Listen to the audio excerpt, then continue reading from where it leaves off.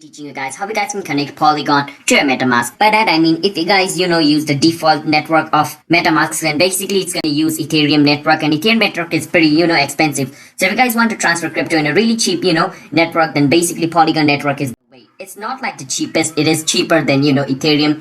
Like in Ethereum, if you transfer something, it's gonna take you $50 or more than that. But in like Polygon, if you transfer something, it's gonna take you less than $1.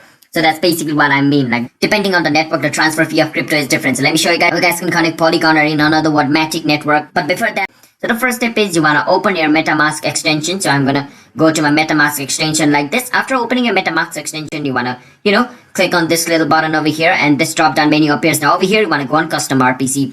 Once you go on custom RPC, you want to, paste exactly what I'm about to paste over here. So I'm going to write it Matic over here. So basically over here, you want to write this. On the network name, you want to write this. And on your RPC URL, you want to copy this over here. You want to copy this link over here and paste it exactly as I'm pasted over here, just like this. And you want to enter the chain ID. And you want to enter the current symbol over here. Then you want to enter the Blocks Explorer URL. You want to enter the exact, link I entered over here. Basically, just copy paste it over here. After doing this, basically, you want to click on save.